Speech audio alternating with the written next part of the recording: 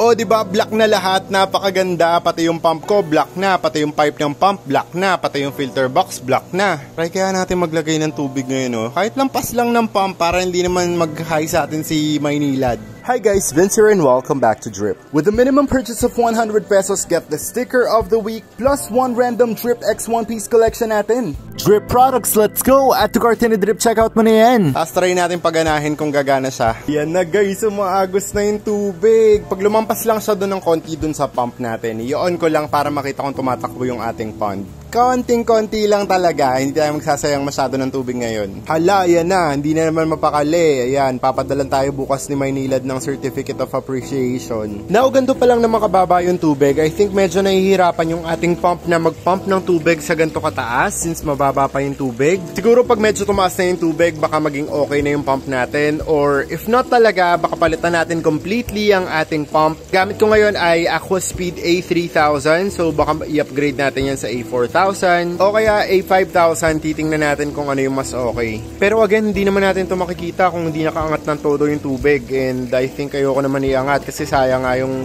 tubig natin, 'di ba? Pero so far so good naman dahil gumagana ang ating filtration system. Nakikita nyo dito na nagde-trickle yung water. Hindi nga lang ganun kalakas dahil nga mababa pa yung tubig and medyo mahina yung ating pump. Mabagsak dun sa ilalim yung tubig. Yung chamber number 2 natin ay puno na hanggang dun sa level ng ating overflow. Tapos ito, from the overflow, babagsak dito yung tubig, tapos lalabas dun sa ating outpipe, and ayan, babagsak siya dito sa ating pond. Okay, medyo na sobrang hata at taas ng testing natin na tubig. So, I think okay na yan. Chinek ulit yung filtration natin, medyo okay na siya compared dun sa kanina. Siguro pag tumaas pa yung tubig nito, mas maganda pa yung filtration nito. So kung magiging okay naman yung filtration niya, baka hindi na natin palitan yung pump. Pero kapag sobrang hina talaga, and I think na hindi naman masyado nag-circulate yung tubig, baka palitan natin yung pump. It's the following day and babanlawan na natin yung mga nabili nating lava rocks from Pau Dantes. I-ready ko na rin pala yung mga mesh bag na gagamitin natin. Ito yung mga sobra dun sa ating goldfish box. Ito na rin yung gagamitin natin para dun sa ating the red box. I made a total of 4 bags. So, ayun sa ilalim, 1, 2, 3,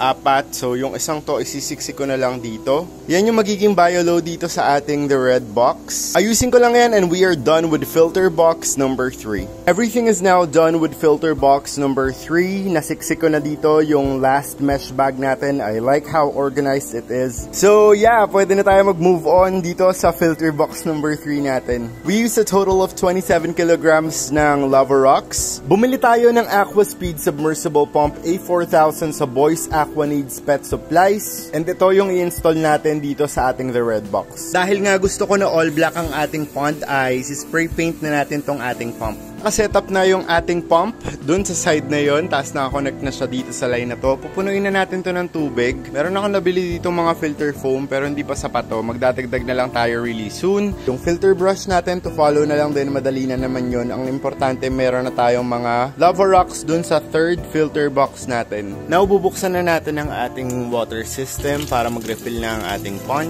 Antayin lang natin tumaas yung tubig, tapos bubuksan natin yung pump.